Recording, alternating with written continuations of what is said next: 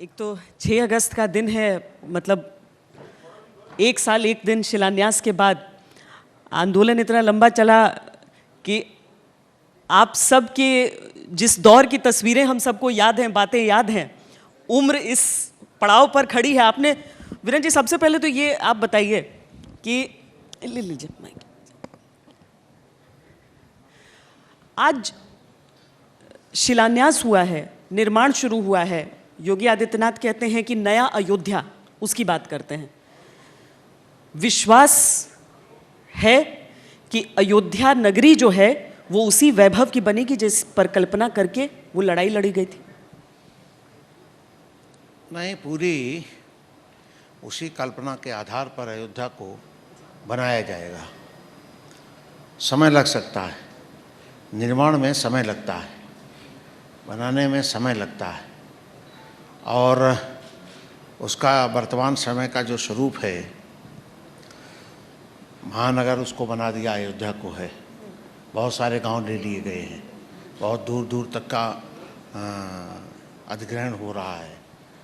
तो वहाँ पंचकोशी परिक्रमा, 14 कोसी परिक्रमा, ये सब पक्की बन रहे मार्ग, और उसके साथ साथ कच्चा मार्ग भी रहेगा। बहुत सारे लोग नंगे पैर चलते हैं, तो उनका भी ख्याल रखते हुए पूरी उसी प्रकार की स्थिति बनाई जाएगी, तो पूरा होगा, चिंता करने की जरूरत नहीं। पर प्रमोद जी, आचार्य प्रमोद जी, आपको चिंता है? किस बात की चिंता? जो उन्होंने कहा चिंता करने की जरूरत नहीं है, होगा, जैसी परिकल्पना थी वैसा ही होगा। देखिए, अयोध्या करोड़ों लोगों की आस्था का केंद्र है। हम भगवान श्री राम के जन्मभूमि का मंदिर बने और अयोध्या का चहुमुखी विकास हो, इसकी कामना और कल्पना बहुत दिनों से की जा रही थी। ये शुभ घड़ी आई है। मैं पूरे देश के और विदेश के तमाम उन श्रद्धालुओं को बधाई देता हूँ और परमात्मा से प्रार्थना करता हूँ कि सबका मंगल हो। इसलिए जहाँ भगवान श्री राम की जन्मभूमि का विकास का सवाल है, उसमें किसी को चिंता करने की ज़रूरत नहीं है, ना चिंतन की आवश्यकता है। जहाँ राम है वहाँ अपने आप सब काम बन जाते हैं। हालांकि हमने एक सवाल रखा था इस सत्र के लिए, उसे वैटिकन से जोड़ करके, क्या वैसी कोई व्यवस्था हो सकती है कि नगरी अपने आप में विशिष्ट, ये नगरी तो हमेशा ही विशिष्ट रही, चाहे विवाद रहे हों चाहे नहीं रहे हों। सत्येंद्र जी, अगर माइक ले लीजिएगा जी। आपने वो दर्द भी देखा है जब प्रभु को एक बार साल में वस्त्र 2 बार बदलने के लिए मिलते थे, आज रोज रत्न आभूषण से जड़े हुए वो पहनते हैं। पर क्या अयोध्या नगरी की ऐसी परिकल्पना की जा सकती है जहां पर सिर्फ एक धार्मिक पर्यटन के लिए न हो, उसकी विशिष्टता उसकी मौजूदगी भर से समझ में आ जाए, उसके लिए पर्यटन शब्द का हमें इस्तेमाल न करना हो? और इसीलिए हमने वैटिकन से इसे जोड़ने का प्रयास किया था कि क्या अपने आप में एक अलग विशिष्टता इसमें। अयोध्या नाम नगरी तथा श्रीत लोक विश्रुता मनुना मानवेंद्रेण या पुरी निर्मिता स्वयं।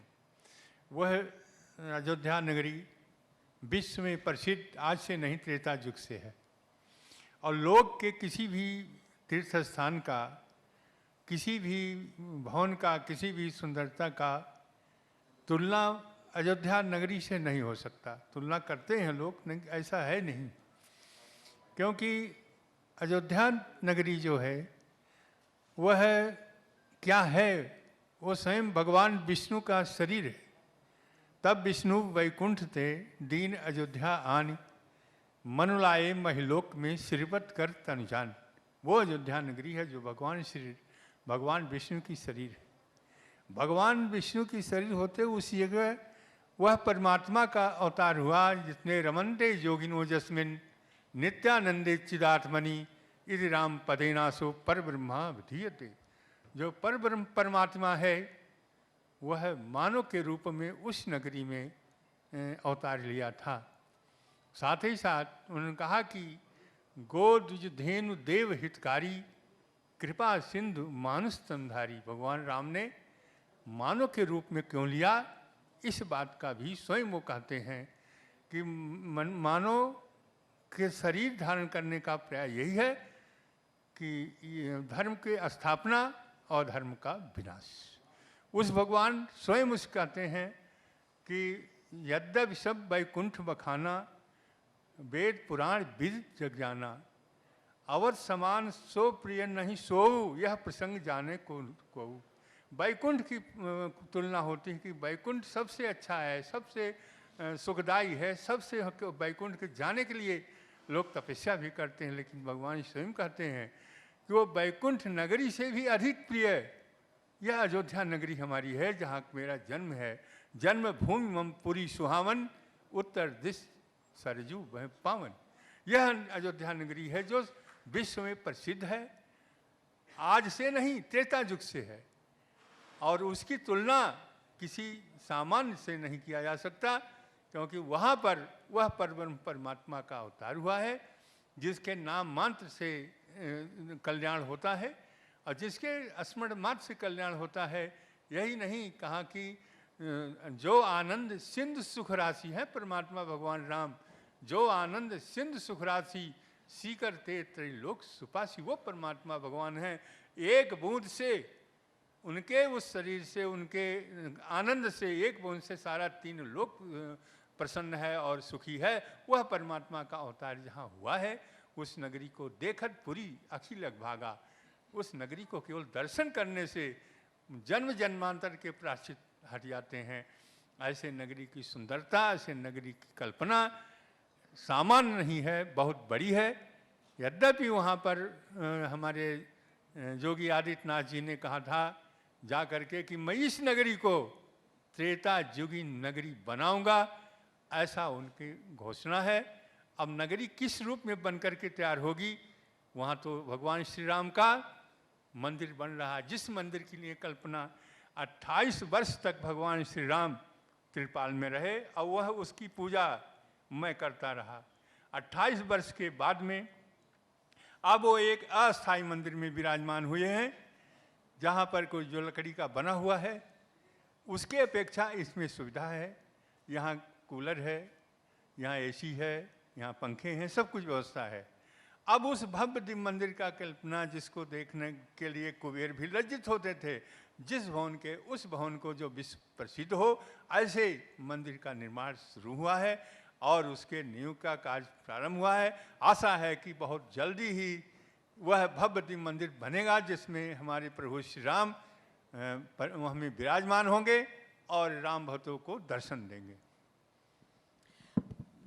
हालांकि अगर हम पूरी नगरी को देख लें तो रामलला का मंदिर तो है, साथ में गुप्तार घाट है, मणि पर्वत है, मतलब समूची नगरी में कोई ना कोई ऐसी जगह ज़रूर है जो उस काल की याद, उस युग की याद दिलाती है और हर एक के मन में आस्था में बसती है। तो इसीलिए हम पूछ रहे हैं कि अगर अयोध्या नगरी में केवल श्री राम मंदिर या फिर पूरी नगरी कुछ ऐसी हो।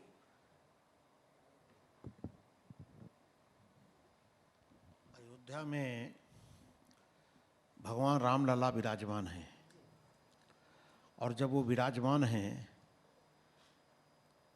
तो उनके जैसा महाराज जी ने सब कहा है, उसके अनुरूप अयोध्या का निर्माण होगा।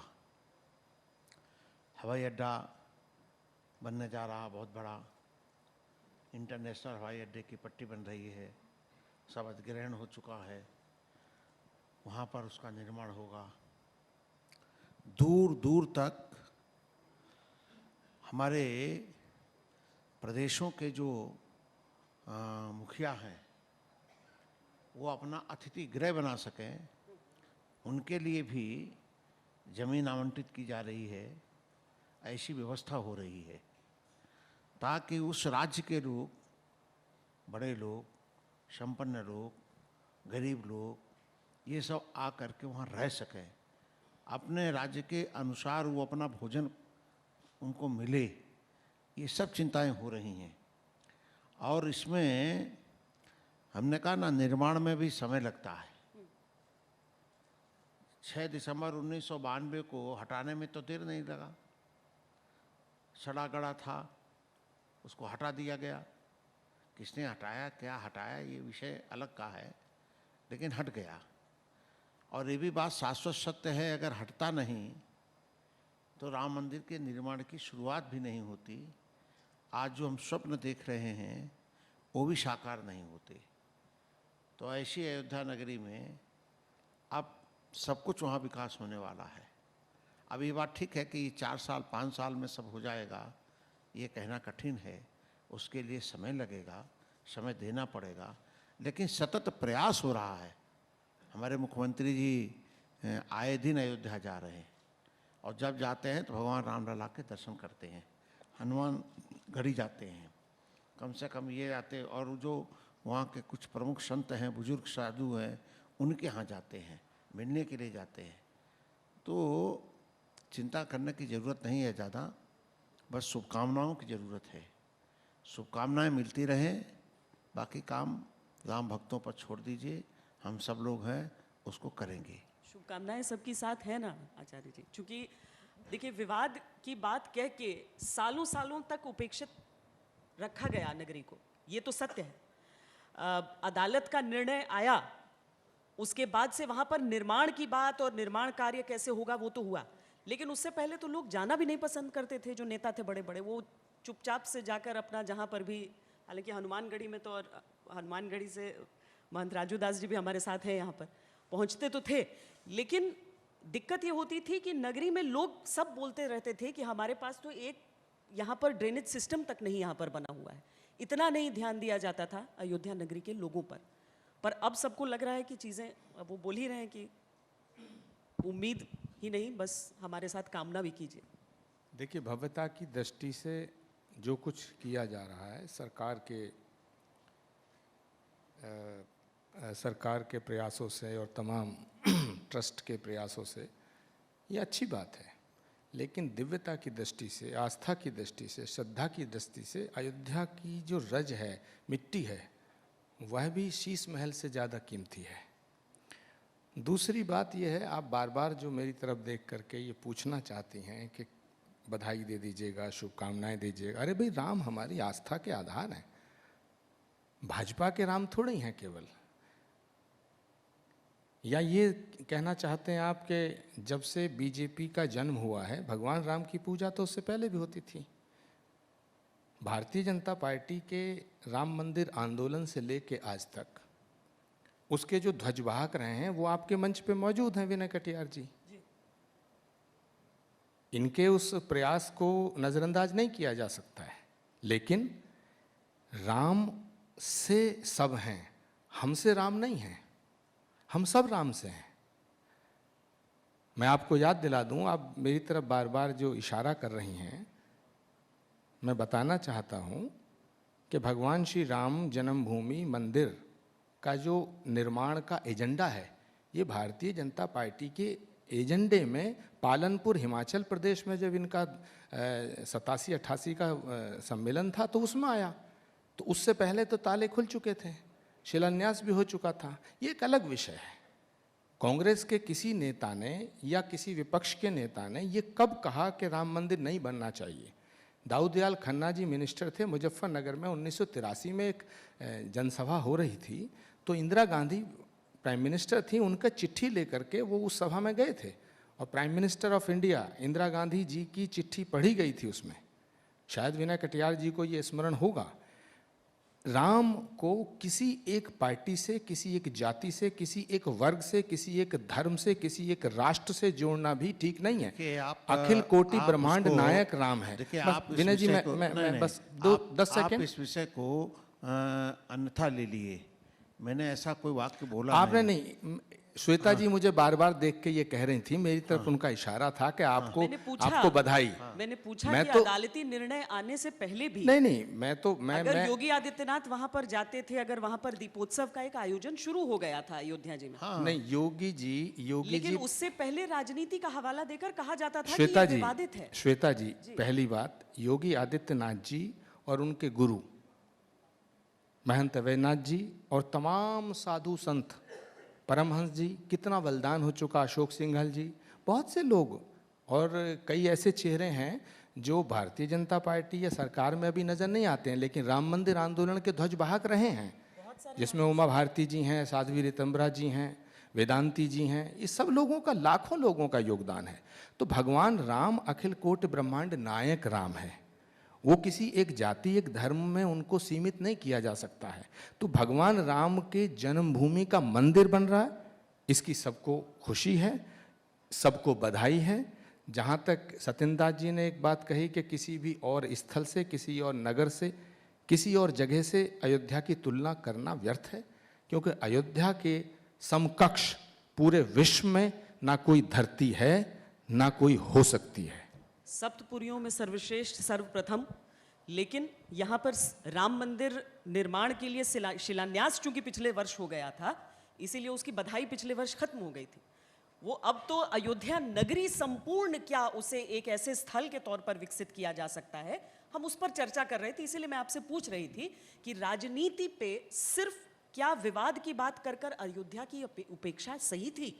क्या जब तक निर्णय नहीं आया था न्यायालय का, तब तक वहां पर दीपोत्सव प्रारंभ नहीं हुआ था? इसीलिए मैं पूछ रही थी, उसी सिलसिले में पूछ रही थी। देखिए, मैं भी इसको किसी पार्टी से जुड़ा हुआ प्रश्न और उत्तर नहीं बनाना चाहता, लेकिन वीर बहादुर सिंह चीफ मिनिस्टर थे, उन्होंने ही अयोध्या में रामायण मेला और तमाम तरह की चीज़ें शुरू कराई थी। उन्होंने अपने टाइम में विकास किया। जो जो सरकार आती है उसका फर्ज होता है, उसका कर्तव्य होता है कि जहाँ जनता की भावनाएं निहित हों उन स्थानों का विकास कराया जाए। आज उत्तर प्रदेश के चीफ मिनिस्टर योगी आदित्यनाथ जी हैं, तो वो तो एक साधु भी हैं। तो भगवान श्री राम की जन्मभूमि के मंदिर का जो तमाम योजना है वो और अच्छी तरह बन रही है, इसकी हमें खुशी है। हम इसके लिए उनको साधुवाद देते हैं। बस जी,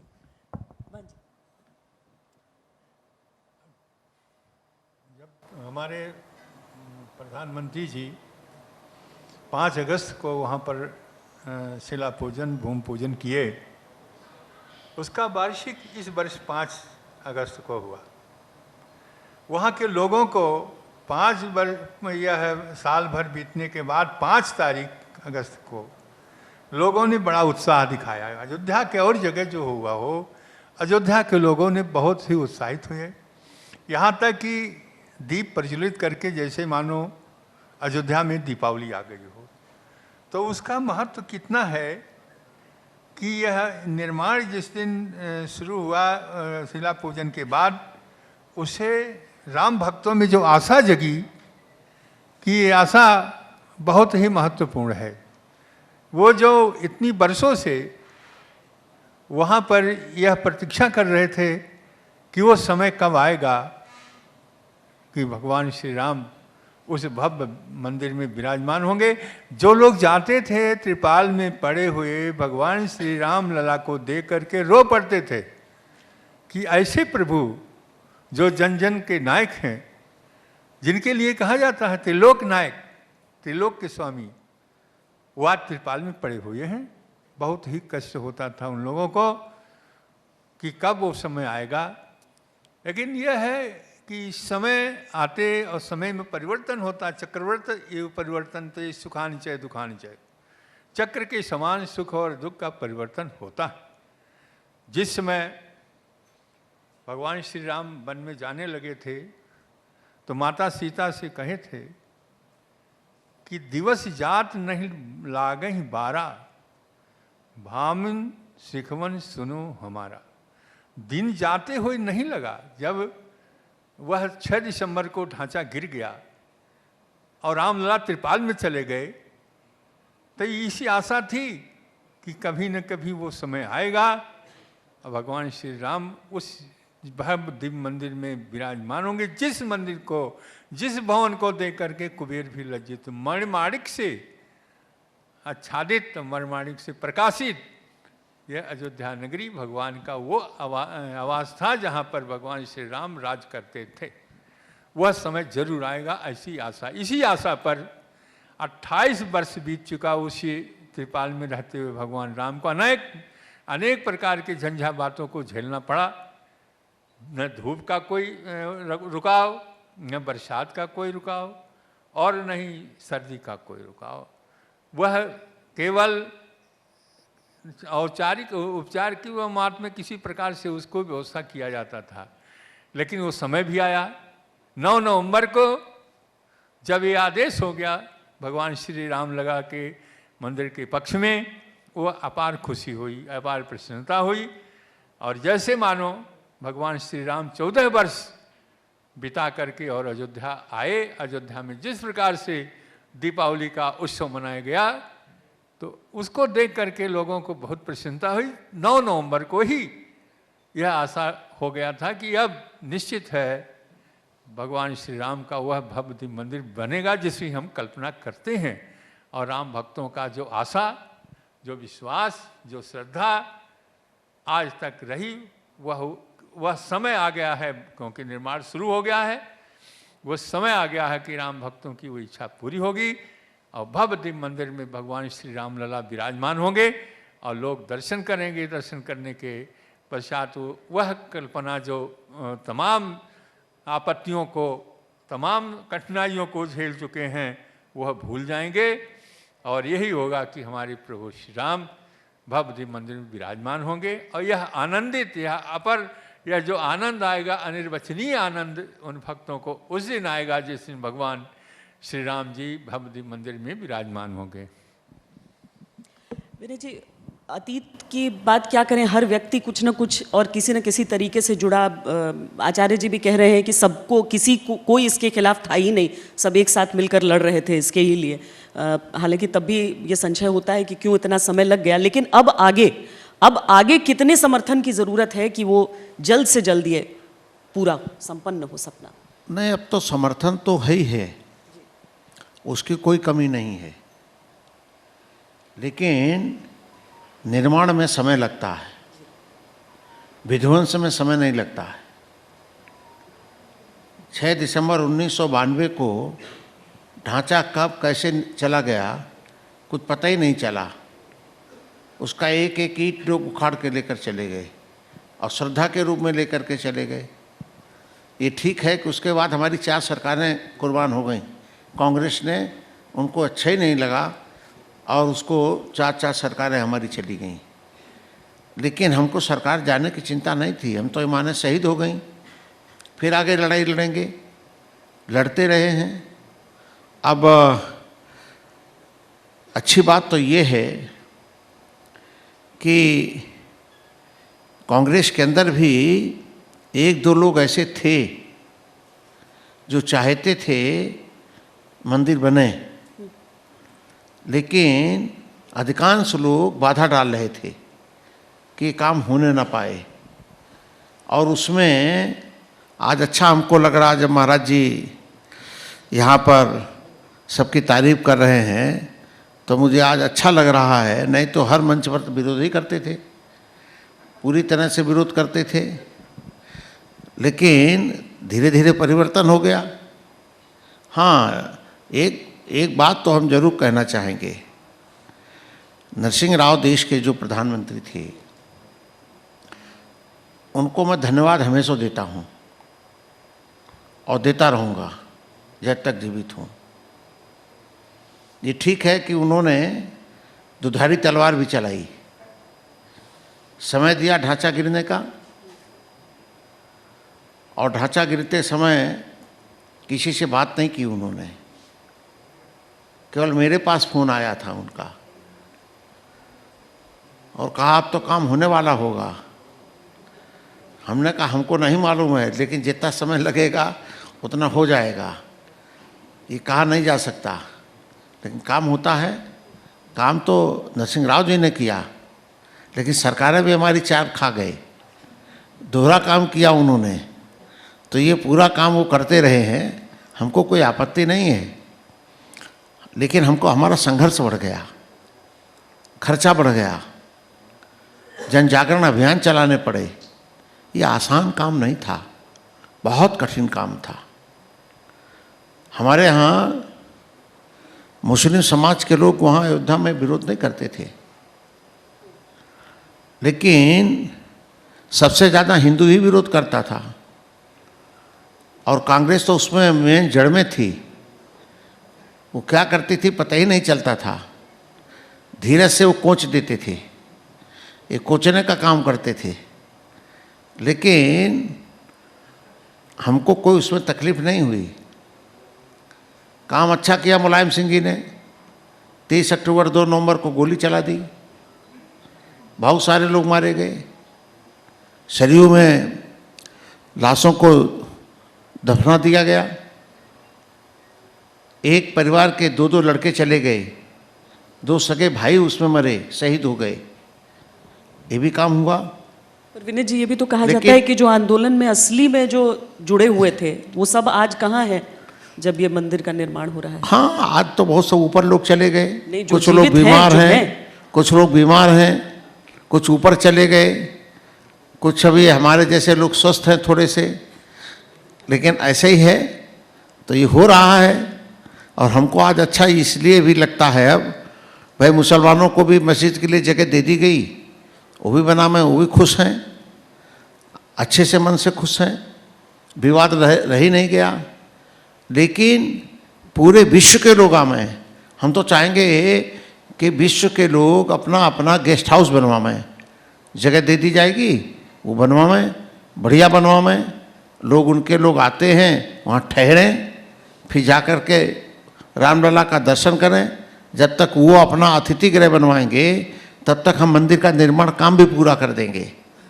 इतना तेज़ी के साथ काम होगा, अब हो रहा है, उसमें कोई दुविधा नहीं है, चिंता नहीं है। लेकिन आज जब प्रमोद महाराज जी से हम बड़े प्रसन्न हुए, कम से कम बहुत दिन के बाद अच्छी बाड़ी सुनाई दी, नहीं तो वो जब हम बैठते थे साथ में तो कोशिश करते रहते थे कि घसीटने के लिए, कोई मौका नहीं चूकते थे। लेकिन अच्छा काम हुआ, सब अब मिल गए, सब लोग मिले, अयोध्या बढ़िया बनेगी, जैसी अयोध्या की कल्पना लोग करते हैं ऐसी अयोध्या ही बनेगी, उसका निर्माण होगा, उसके लिए सारे प्रयास अभी से जारी हैं, कहीं कोई बंधन नहीं है। आचार्य जी, देखिए श्वेता जी, बहुत ही साफ दिल से विनय कटियार जी ने ये बात अभी कही कि नरसिम्हा राव जी ने सारा काम किया, और दूसरी बात इन्होंने कही कि भाई हमारी 4 सरकार कुर्बान हुई। तो अगर 4 सरकार भगवान श्री राम के नाम पे कुर्बान हुई तो पूरे देश में सत्ता भी तो भगवान श्री राम के नाम पर आपको मिली। तो दूसरी जो नरसिम्हा राव जी के बारे में कहा, मुझे नहीं पता कि उस समय वो प्रधानमंत्री थे, और विनय कटियार जी इस रहस्य उद्घाटन को कर रहे हैं तो मैं यकीन कर सकता हूँ, क्योंकि मैं ऐसा मानता हूँ कि भगवान श्री राम के अनन्य भक्तों में शुमार हैं विनय कटियार जी, जिन्होंने अपना जीवन इस आंदोलन के प्रति समर्पित किया। तो ये झूठ नहीं बोलेंगे। लेकिन अब मैं एक सवाल, मैं क्या करना चाहता हूँ, एक सवाल उठता है कि जब भगवान श्री राम जन्मभूमि का ताला खुला तब कांग्रेस की सरकार थी, शिलान्यास हुआ तब कांग्रेस की सरकार थी, और आज इन्होंने बता दिया कि ये काम भी कांग्रेस के प्रधानमंत्री के द्वारा हुआ, और फिर भी कांग्रेस पार्टी पे ये इल्ज़ाम कि वो मंदिर बनाना नहीं चाहते थे, बनवाना नहीं चाहते थे। तो तीनों कंट्राडिक्टरी स्टेटमेंट हैं। अगर नरसिम्हा राव कांग्रेस के प्रधानमंत्री ने सारा काम किया तो फिर कांग्रेस राम मंदिर के विरोधी कैसे हो गई? मैं जहाँ तक मानता हूँ कि कांग्रेस के किसी नेता ने ये कहीं कहा हो, महाराज जी, कटियार जी बस 10 सेकंड में, फिर नहीं तो बात भटक जाएगी। ताली बजा दीजिएगा मेरी तरफ से कटियार जी के लिए, धन्यवाद। कि कांग्रेस पार्टी के किसी नेता ने ये नहीं कहा कि भाई मंदिर नहीं बनना चाहिए। हाँ, 3 चीज़ें थीं। कांग्रेस हमेशा से ये कहती रही कि या तो आपसी सहमति से बने, या सुप्रीम कोर्ट के आदेश से बने, या पार्लियामेंट में बिल ला के बने।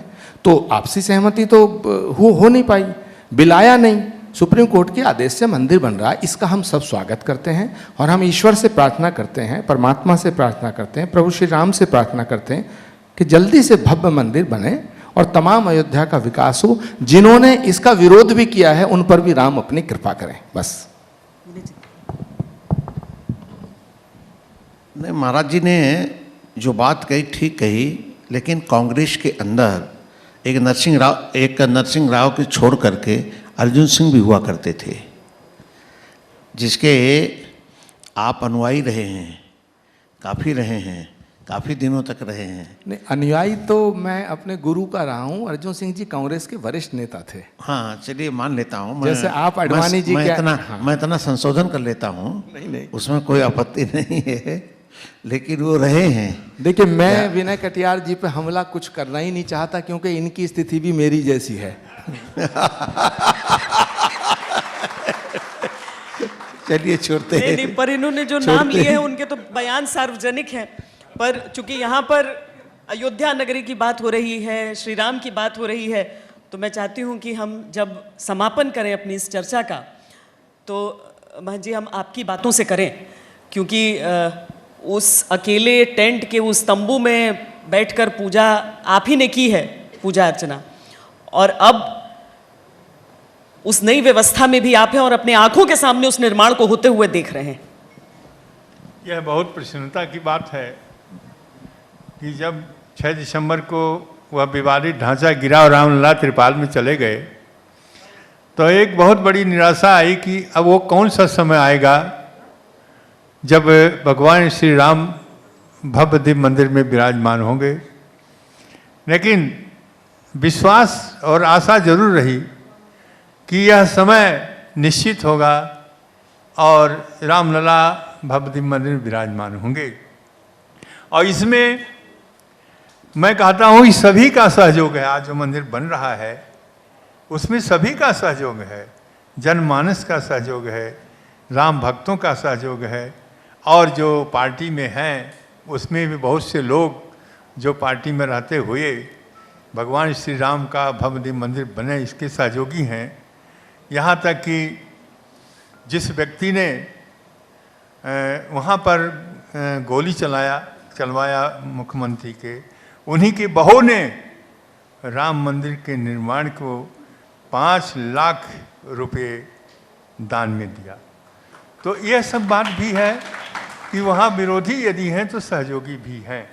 ऐसी स्थिति में मैं समझता हूँ कि सबका सहयोग, अब जो कुछ हुआ भूल जाएं और एक लक्ष्य बनावें कि अयोध्या हमारे भारत में है, अयोध्या नगरी ऐसी पुनः निर्माण उसका हो जाए कि लोग देखें कि यह नगरी कभी त्रेता युग में जैसी रही वैसी नगरी यहाँ पर आ चुकी है।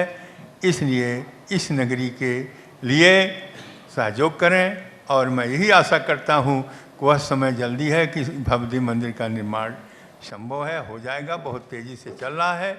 ओम सर्वे भवन्तु सुखिनः, सर्वे सन्तु निरामयाः, सर्वे भद्राणि पश्यन्तु मां कश्चित् दुर्भाग् भवेत्। ओम शांति शांति शांति। जय श्री राम, जय श्री राम, जय श्री राम। बहुत बहुत धन्यवाद।